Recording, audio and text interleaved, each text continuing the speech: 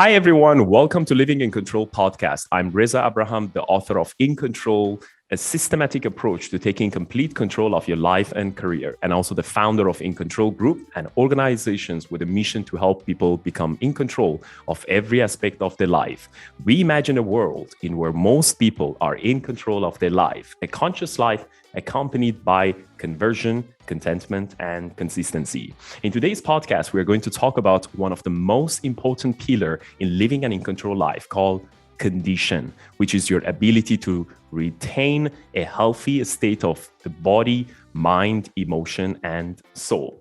Today, we have a very, very special guest who dedicated her life with her work and company to help individuals retain or regain their mental, emotional, or physical health. They can achieve their goals. She is also the author of Why Me First, which is the #1 bestseller book in 4 different categories on Amazon, podcast host and wellness coach. She speaks on a number of health-related topics such as positive mindset, improve the quality of your health, sleep, and adapt healthy eating habits so you can stay productive and achieve your goals faster. She is here to share with us how to reconnect, recharge, and renew.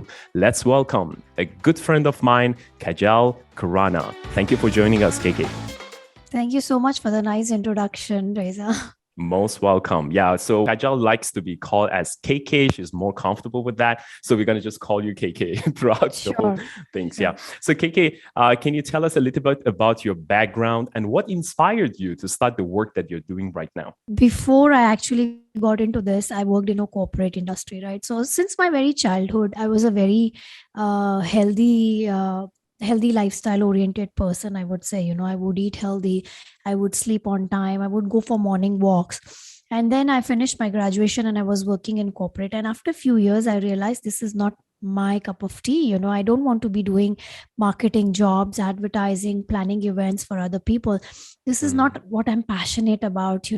And then one day I was contemplating, okay, what is it that I really want to do, and something which I can carry with me across the globe. I don't want a retail business, or I don't want something which is related to a product.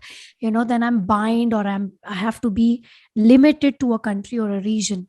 And then suddenly I realized I am so inclined towards healthy eating. And, I used to swim a lot during those days. And I thought, okay, why not do something in the health and wellness industry? So I quit my job.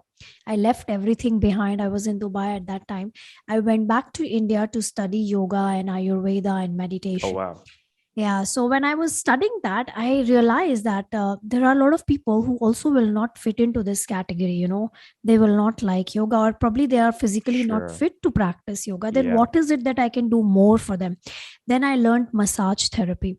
And while I was doing massage therapy, I realized there are a lot of people who are not comfortable, by the touch, somebody touching their body.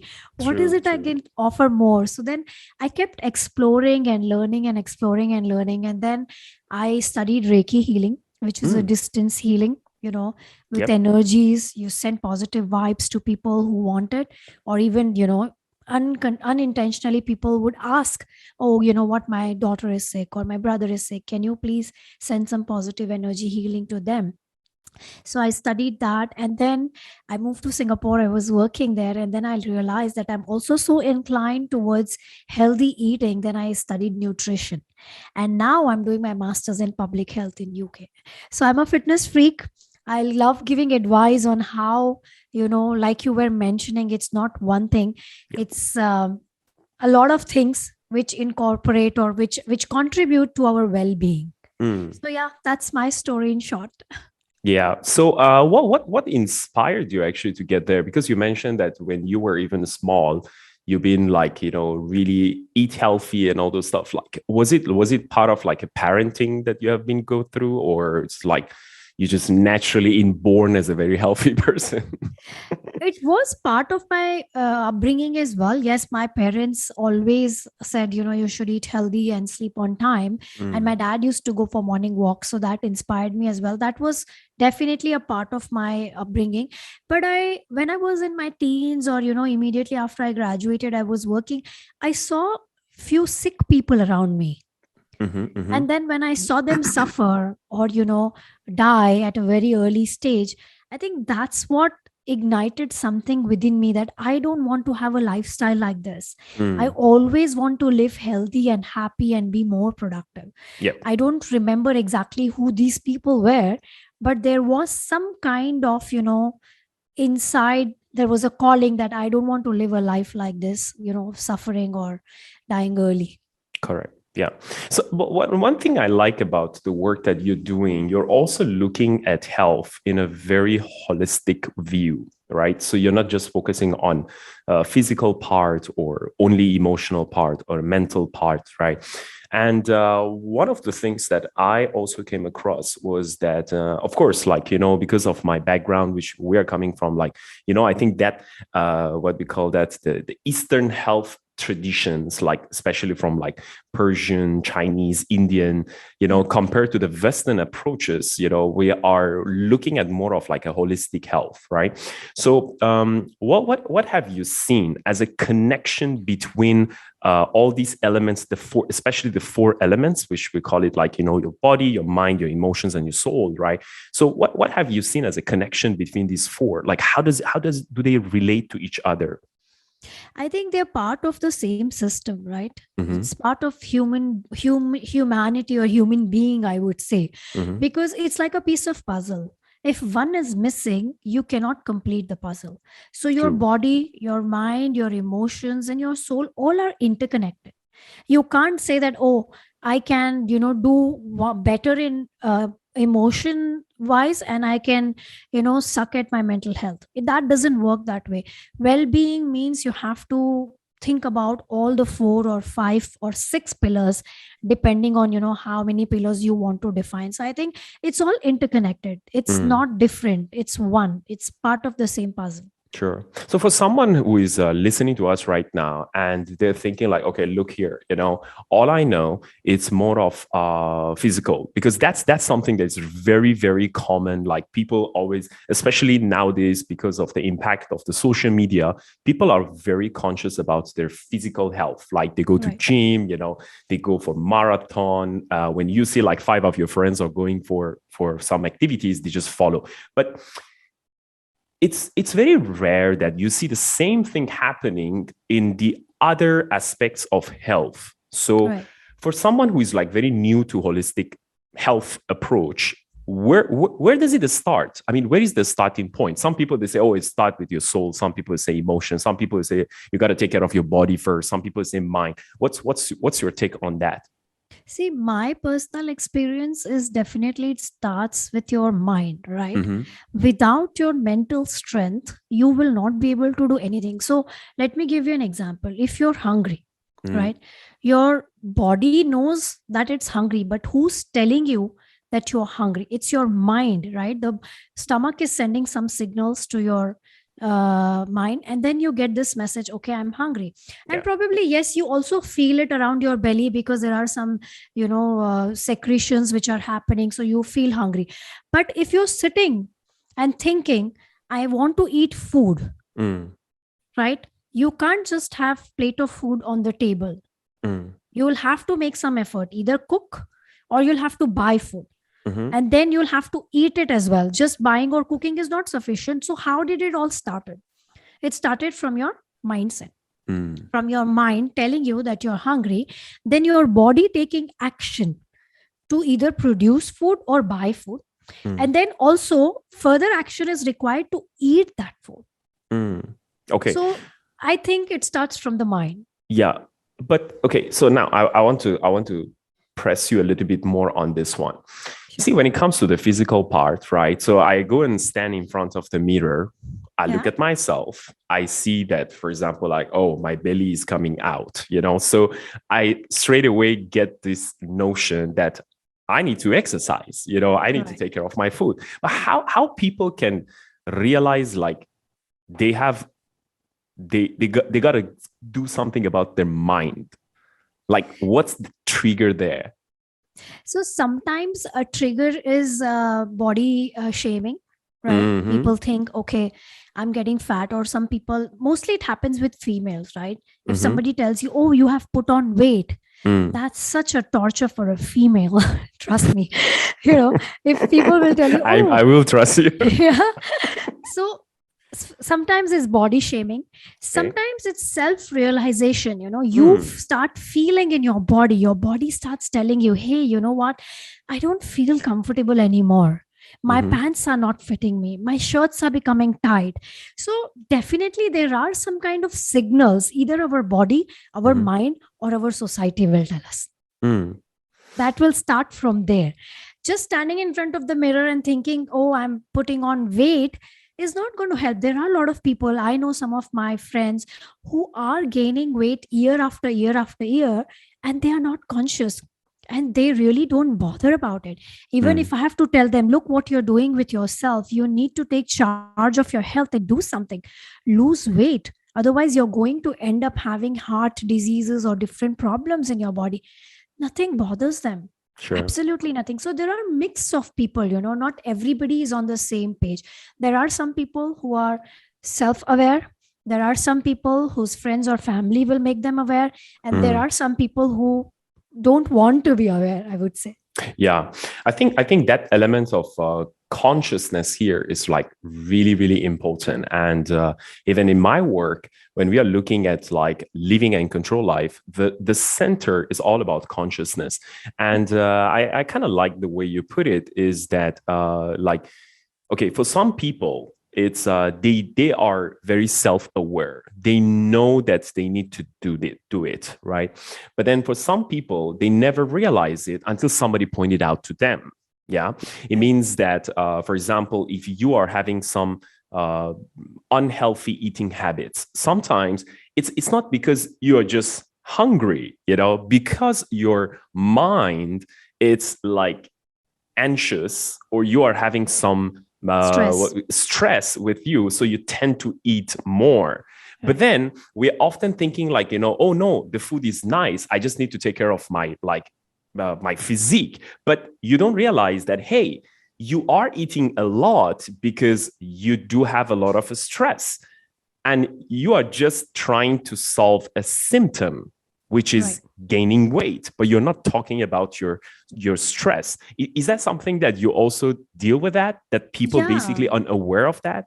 Yeah, we call it eating disorders, and eating disorders are mostly connected or related to stress and anxiety. Correct. Because people go through different situations in their life. It could be divorce, it could be loss of a family member, it could be simple things like, maybe it's simple but not simple for some people, loss of job, or unhealthy relationship. There could be various different reasons for us to have stress. But unless you don't realize what is causing stress and why am I having this eating disorders, you are not going to take control. Like you talk about control.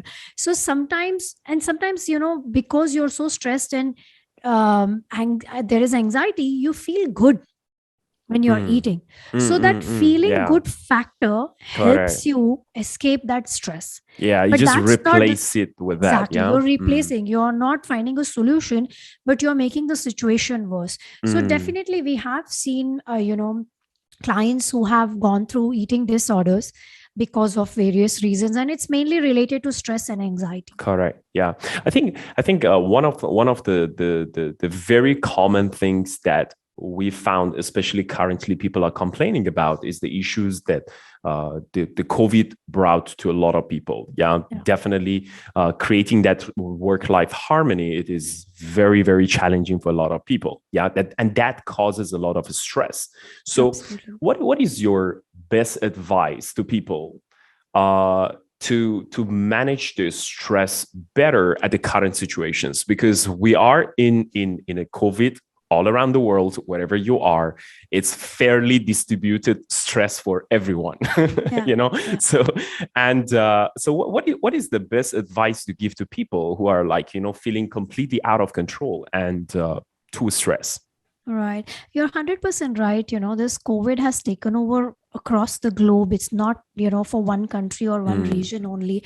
And stress levels for most of the people across the globe has increased because parents are working at home, there are kids at home, everybody is at home. There are financial stress. Some people were forced to buy extra gadgets for their kids. And then there are also space stress because there's not enough rooms for you to accommodate your children, your spouse, and yourself. So there were a lot of stress, and also lack of mobility causes stress, you see, because our body is not moving so much. The blood circulation in our body is not so great.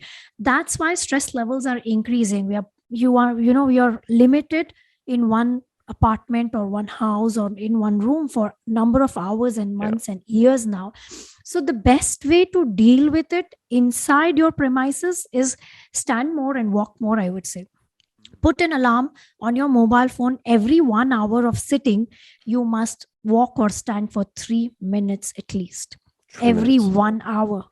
Every 1 hour. This is something, you have to do it to keep yourself in sanity, I would say. Because the moment you stand up, your chest rises up, and the organs in your body which are compressed when you're sitting, most of the organs in our body are in the middle part of our body, our heart, our lungs, our stomach. So when you're sitting, they are compressed. Blood circulation is not great.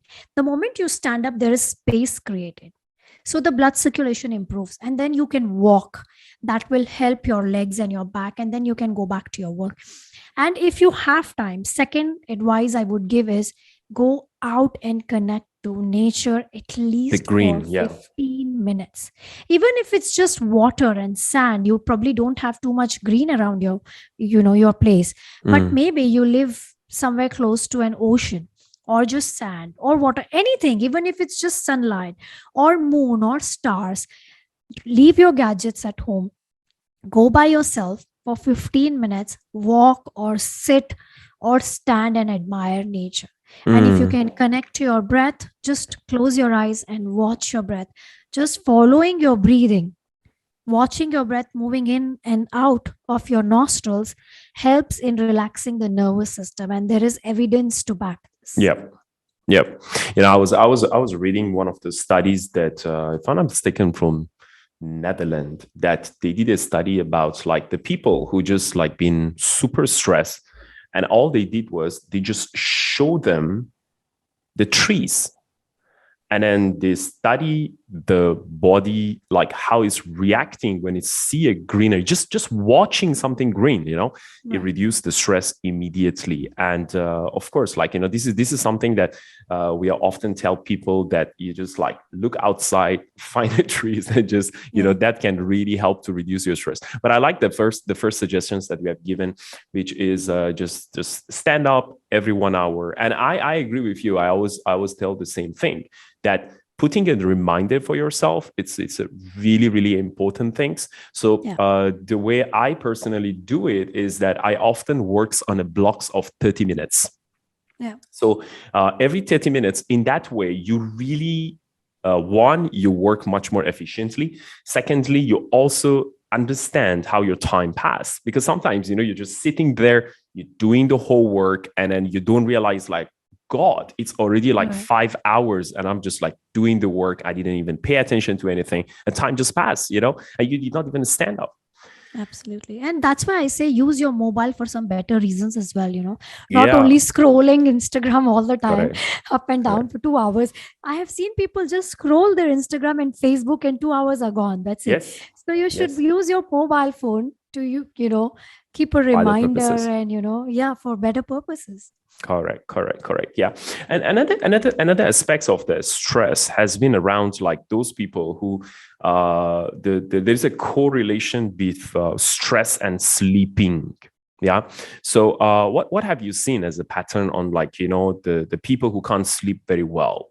It's like, it's not like they're tired. It's just like, I know I'm physically tired, but my mind is still working, and I just can't sleep. Like, what have you found in that area? I'm very glad you're asking this, to be very honest, because I'm a very big advocate on sleeping advice. And I have seen there is this area of, sleeping hours or sleeping pattern, which is still very underrated. Yep. People talk about staying healthy, eating healthy, exercise, meditation, reading, journaling, everything, but there are very few people who talk about sleep. And I think sleep is one of the major thing to stay healthy. Yep. Because when you're sleeping, your body is, repairing all your organs. It's There are healing. Yeah. some fluids in your brain which are released only when you're sleeping. You see, most of our parts of our body has a system where things can be thrown out easily, right? Like our skin, we sweat. So, the, what do you call, the toxins come out of our body, right? Correct. Water we drink, the kidneys are filtering and waste comes out of our body.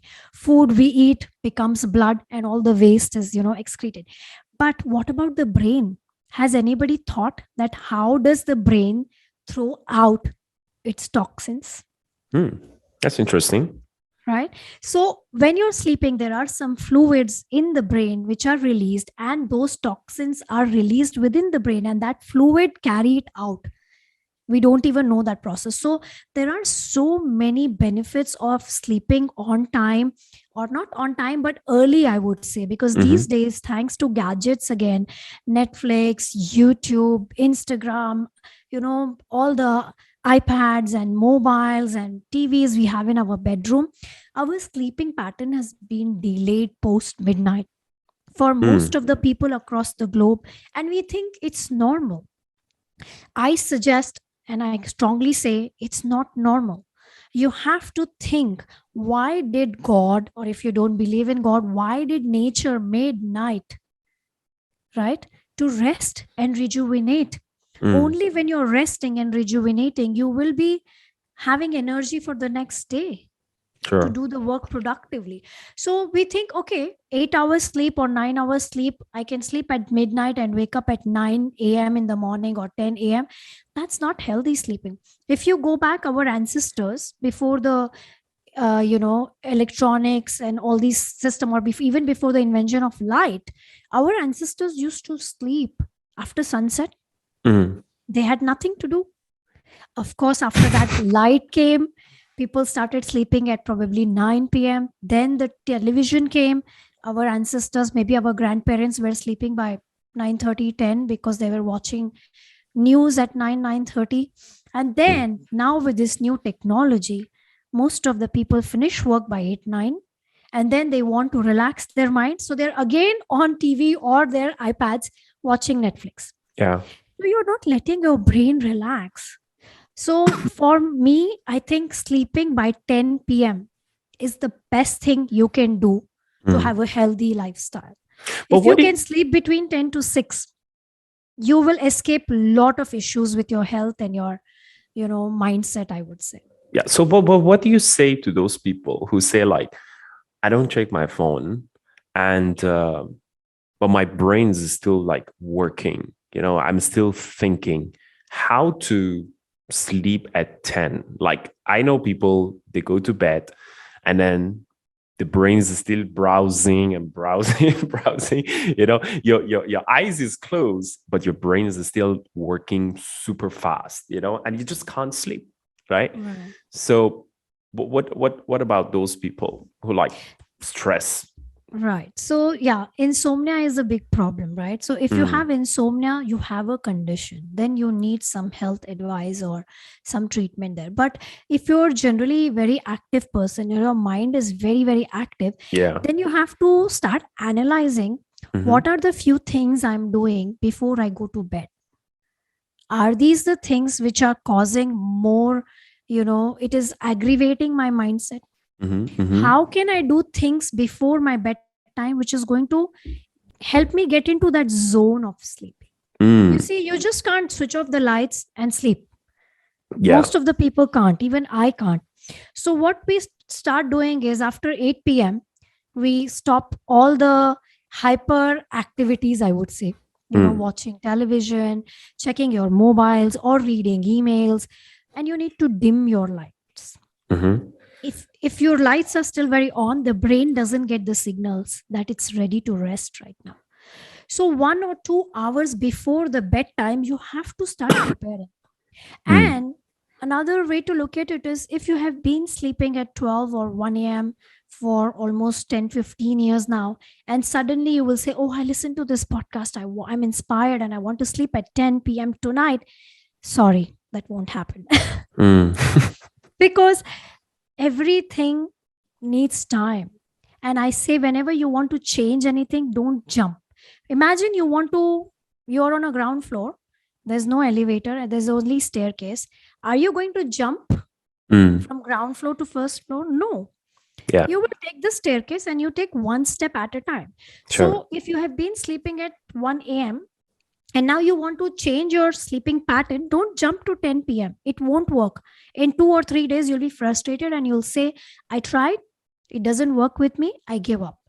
So my advice is, if you're sleeping at 1, start sleeping at 12:30 for Mm. 2-3 weeks, just half an hour. And then bring it to 12 midnight for another 2-3 weeks. Then 11:30 and then 11 and then 10:30. So gradually take 3 to 6 months to reach that time frame. Sure. So otherwise you can't. And like I said, if your mind is very active before you go to bed, it is going to stay active for another few hours. So you'll have to calm your mind, your surroundings, and prepare your body and your mind and your eyes and your nervous system to get into that sleep zone. Mm. So it's more of like, it's a start with first of all removing all the disruptors, like Absolutely. the phone, the light, the sound, Newspaper, magazines. yeah, and anything that it kind of like stimulate your brain so that Right. you're thinking more. And then the second points that you put is that you may not be able to reach that ideal sleeping time. All you just gotta do is just like break it down into the smaller path so that you're Right. getting to that point. Yeah. Have you tried power nap before? Power nap is only for afternoon. Are you a I fan think. of power nap? Do you See, do? it depends. It depends on the country. It Mm-hmm. depends on your body constitution, because I've Mm-hmm. studied a little bit of Ayurveda. Mm-hmm. So all of our body constitutions are different, right? So there are three main elements: water, air, and the phlegm. These Mm-hmm. three Mm-hmm. elements control our body, right? Okay. So for some people, air is high and fire and phlegm is less. In the combination of three, one is always dominating. Okay. For some people, fire is very high. So you will see these people who have fire, have fire in their digestive system. They're very skinny. They eat a lot. They never put on weight. It's just because their body constitution is like that. And Yeah. there are some people whose phlegm is very high, who feel cold very easily, who put on weight very easily. So Mm-hmm. depending on your body constitution and the weather situation, Mm-hmm. power naps are good. They give you more energy. It's very good for females. It's healthy for their skin and their hair, I would say. But depends, if you're not a person who doesn't like sleeping during the daytime, and Mm. for example, for myself, I have a phlegm dominating body. So if I'm in a weather, for example, humid weather, like I was in Singapore before this, if I would take nap in the afternoon, my phlegm increases. Oh, really? Okay. Yeah. But if I'm in a place where, for example, we recently moved to UK now, it's very cold here. If I Mm-hmm. take power nap here, I don't feel my phlegm has gone up. So it really depends on your body constitution, where you are, how stressed you are. If you're completely relaxed and you have done nothing since morning, then I don't think power nap is going to be very helpful for you. But I don't say no or yes to it. It Mm. truly depends on the person, the condition, and the country they are in. Yeah. So power nap for me, it has been really one of the most important part of my energy management. I first got introduced to it basically by some of my Japanese friends. And so it's quite common among Japanese. They sleep in the subways and like everywhere. They even have a word for it, for power nap. And then they're saying like, those people who are sleeping or like falling asleep in the middle of the day, it's also a correlation that you're working very hard. So I thought at first it's just like is a Japanese things. But then later on, I read this book called Manage Your Energy, Not Your Time from Tony Schwartz. And then he spoke about like energy management and why is it so important for you to manage your energy better, because your body require like 2 sleeping intervals per day. So one is at night, one is in the summer around like 1 to 3 p.m.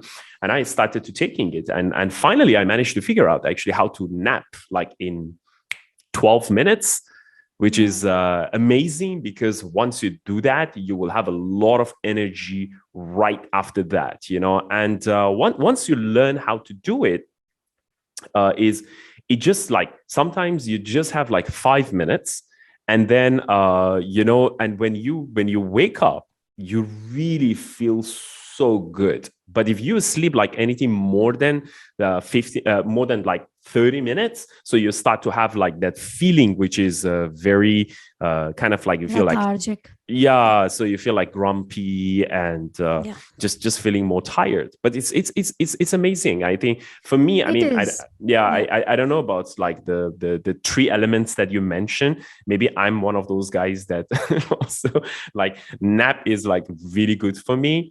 So no, it works. I'm not saying no, it works. I've also tried it many times. When I'm tired and I just take 30 minutes nap, I feel more energetic and productive. But I also say in my book, there is no one size fit all for anyone. Yeah. For anything. So there are few things which will work for few people and may not work for others. For example, if someone is too busy and has too much on their plate, and if you force them to take power nap, they won't be. When they will lie, they will be only thinking about their work, So it really depends. I'm not saying it doesn't work. It's a super powerful tool, I would say. But if it works for you, awesome. But if it doesn't work for you, don't put pressure on yourself, I would say. Sure. How about what we call that healthy eating habits? Yeah, so that is one of the things that you have done a good work on that area, so that you can stay more productive and achieve your goals faster, right? So if you want to share with us some advices on eating habits, what would be your top picks? So I would say, first of all, you have to sit and analyze what your diet is for first 3 days. Because if I ask someone, most of the time it happens, what did you eat, for example, Sunday? They don't remember. Most of the time, people don't remember what they had 2 days back. Because I don't even remember what I did this morning. Right. So it happens. A lot of people don't even remember what they ate last night, or you have to think a lot, put pressure on your mind to recollect what did you eat. So what I would say is, first of all, take a piece of pen and paper, and for next 3 days, only note down what you're eating. Don't do anything else. What you ate for breakfast, what was the portion, what was the time, what you ate, and if you had some snack between your breakfast and lunch, what did you eat for your lunch, what was the portion, what was the time. Just write down this for 3 days in a row.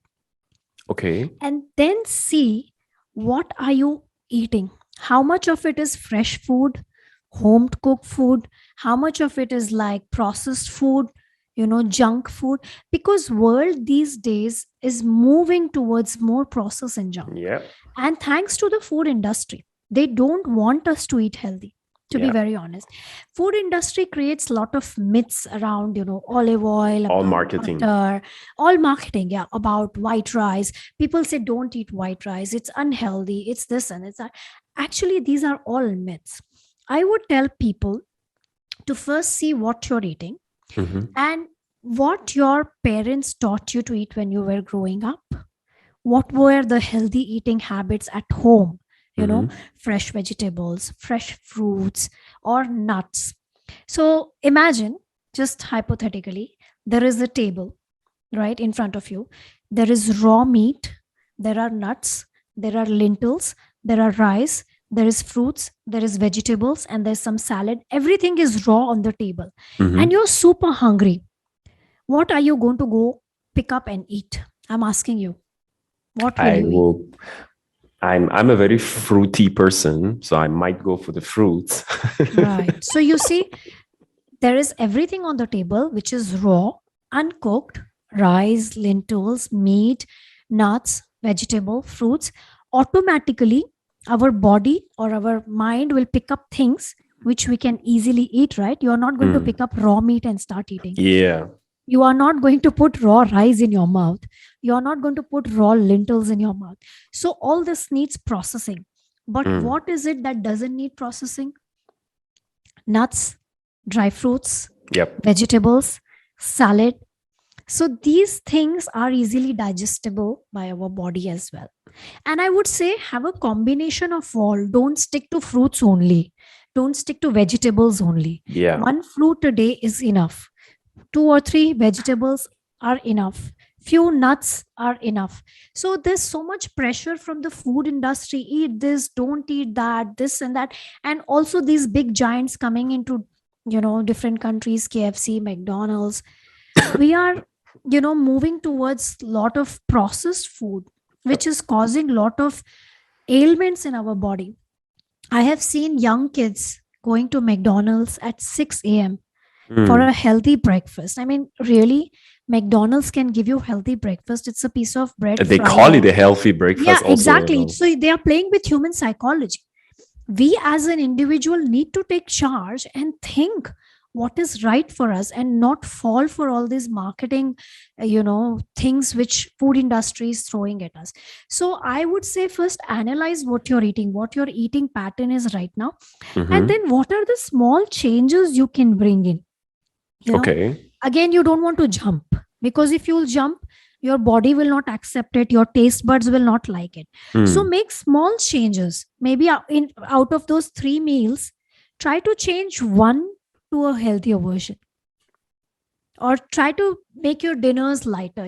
Just have soup or a porridge or something light, and don't eat post sunset. I would say 7 p.m. should be your literally deadline of putting anything in your mouth. That's the time for a lot of people. It's the starting time for eating. In Asia, yes, I would say a lot of people eat. They reach back home only after 7 p.m. So yeah. You mean in Europe and America, it's not like that?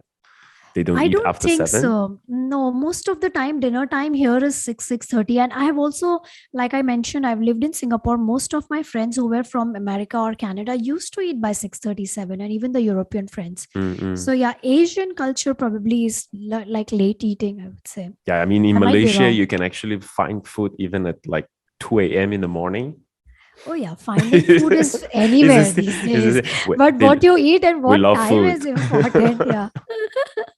So you mentioned that you analyze your food for like 3 days, yeah. But how do you know which one like you should eat lesser, which one you eat more? How does it connect to the productivity of the person? So balance is important. I will never say eat more protein or avoid fats like these days people say. Moderation. Moderation is important for everything.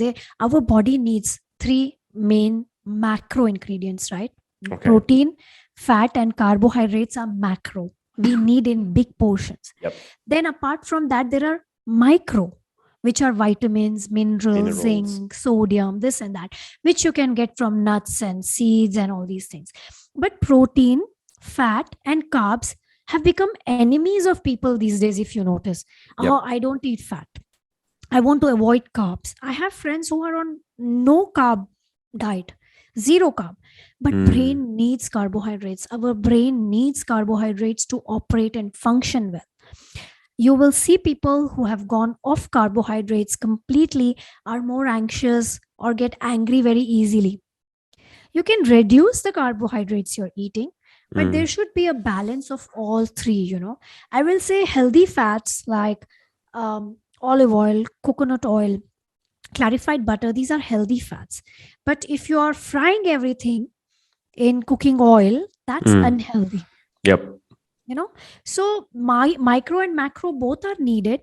Rice are not your enemy. But yes, fried potatoes from McDonald's every single day are definitely your enemies. Sure.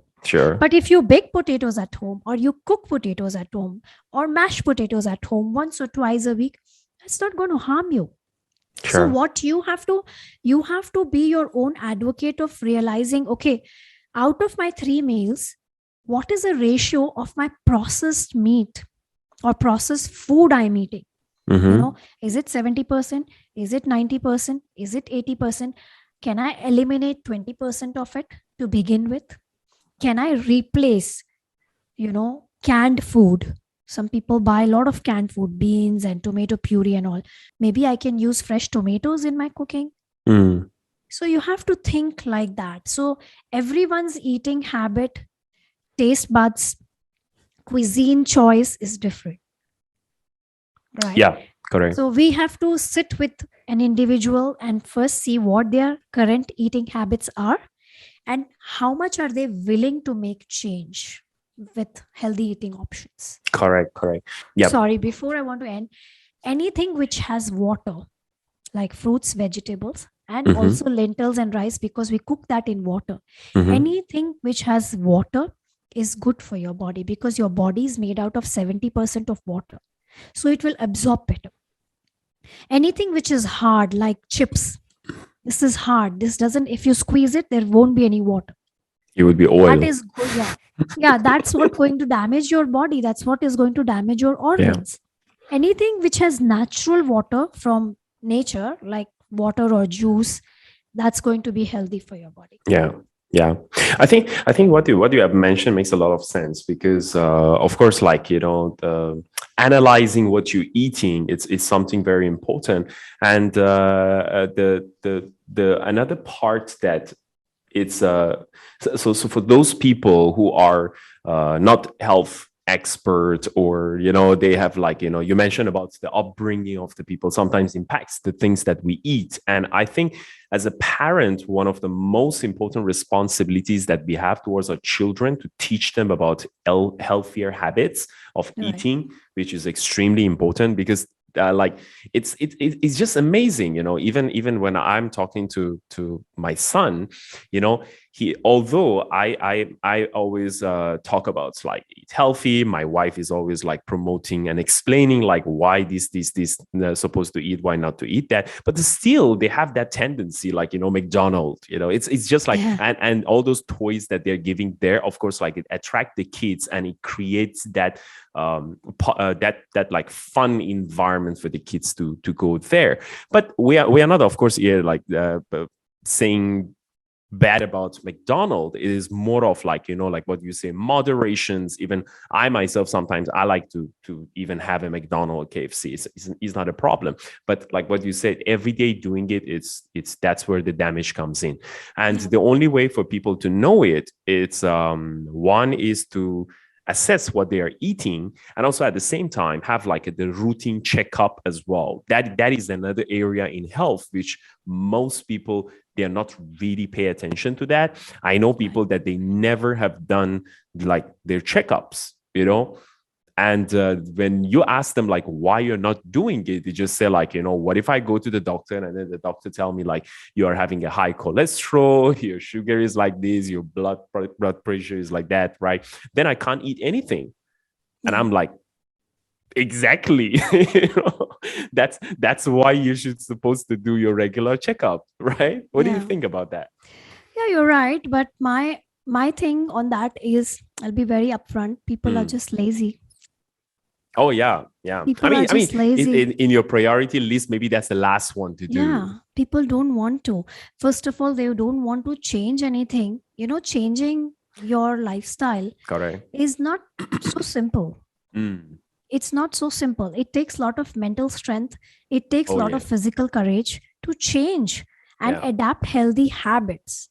Even if you want to do one thing, it takes a lot of time and courage to stick to it and see the results. Human mind is playing, and thanks to the gadgets again, everything is available at the click of a button. So we expect results fast.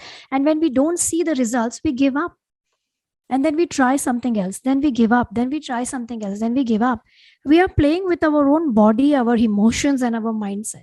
So checking is really secondary, I would say, Self-check comes later. First, you have to start incorporating healthy habits in your life. How healthy are you? And by this, I don't mean your body weight. I'm sorry. Because I don't check my body weight on the scale. I Mm, do not believe in that because it's a number. And when people see, oh, 90 kgs on the scale, it's not all body fat. Your organs have weight, yep. blood has weight, your brain, everything has weight, your joints, every part of the body has some kind of weight. So Mm, everything you see on the scale is not your body fat. mm, Do not fall for that number on the scale. mm, How you feel within your body when you wake up, are mm-hmm. you energetic or are you lethargic? Do you want to sleep for 5 minutes more, or the moment you open your eyes you feel fresh? That Mm, means the quality of sleep, the yeah. food you're eating, the exercise you're doing, the mobility of your body. So it is a lifestyle, like we Mm, started discussing. It's not one thing, it's correct. a combination of all. So, checking comes later. First, you need to ask yourself, how healthy are you and how much longer do you want to live? Oh yeah. Yeah. I think our body is like pretty much telling us, like, how you sometimes you feel like so exhausted, Yeah, and sometimes you just feel like mentally tired. You did not do much, but you're just feeling very, very drained out. exhausted. You Yeah, kind of yeah. like, you're feeling brain down. Yeah, exactly, exactly. Yeah. So that's something very interesting to talk about. So yeah, so let's just wrap it up. So KK, what's the best health advice you ever got in your life? Best health advice. There were many actually, and I would give credit If to you want my to. mom for this. Yeah. Okay, I okay. mean, she always told me like two things I will share, which was incorporated into my body and my mind since my childhood. Mm-hmm. She said, early to bed, early to rise makes a Oh, man healthy, healthy, wealthy, and wealthy, and wise. wise. Yeah. This was one thing she kept on repeating, even though, like you were sharing right now, our children don't understand the concept of healthy eating. Doesn't matter, we still Mm, need to teach them, because I remember when I was young my mom was teaching this. I did not understand at that point, but when yeah. I grew up I realized and I value those words now. And second thing, she said, everything in moderation. Mm, Excess of anything is bad. correct. She grilled these two things into my head, and I at least try to do everything in balance, and I teach the same thing to my kids. Moderation, moderation, moderation. When you're sleeping, sleep in moderation. When you're studying, study in moderation. When you're eating, eat in moderation. When you're playing, play in moderation. So everything has to be in moderation, because excess of anything is bad. Sure, sure. And if everything remain as the current status where it is, what would be like one simple action that everybody should take in order to improve their health, whether it's a mental, physical, emotional, or spiritual health, right? So what is one thing that you tell like the audience to improve? Laugh, because I think Love. people have forgotten to laugh. And laughter Mm, in itself is a therapy. And there is research on this as well. When you laugh, your body produces more T cells, and these T cells are laughters, yeah. cancer. Yeah, cancer fighting cells. And people these days hardly smile. Yeah. So I would say 14 minutes of laughter. Find a movie which will make you laugh, or find friends who will make you laugh. Yeah. Find good company around you. Listen to positive things, read positive things, laugh for at least 10 to 15 minutes every day. Stay happy and spread happiness. Sure, sure. That's very interesting. Yeah, there is a lot of benefits actually for laughters, right? And then so there's this study that I was reading that an average adult per day will laugh only about 4 minutes. An average kid per day will laugh about 400 minutes. And so what happened to us is that we just allow all the problems and headaches is just like bring to us, and people just simply forgot to laugh. And Yeah. like what you mentioned about like T cells and sleeping, especially, there are studies that it shows like for one of the best remedies for insomnia is Yeah. like laughter. Is just like, about an hour before you go to sleep, they say like, watch something funny, a comedy or something. It can help them basically to improve their even sleeping quality. That's Yeah. amazing. All right. So thank you so much, KK, for being with us. So where these people can find you? So I'm most of the time on LinkedIn. Mm-hmm. You can find me on LinkedIn, Kajal Khurana, and I'm also on Instagram. And otherwise, you can uh, follow me on my podcast, Bonfire Entrepreneurs, Be Bonfire Entrepreneurs. And also, Sure. I'm on Amazon. Like you mentioned, my book is on Amazon. Why Me First? So these are the Awesome. places you can find me. Sure. We will put all the links for all the information to the podcast as well. So thank you so much for being with us, KK. And as usual, guys, I would like to wish every one of you lots of love, lots of laughter, and lots of learning. And never forget, when you love what you do, when you love who you do it with, when you love who you do it for, and when you love how you do it, you can live an in control life. Thank you so much for listening. Thank you, KK, for joining us. Thank you for having me. It was a Thank pleasure. you. And my first book, In Control, is now available for order. You can get it wherever you are from Shopee, Lazada, Book Depository, and Amazon. If you like what you see, click on the like button down there, subscribe to my channel so that you won't miss out on any of my new videos.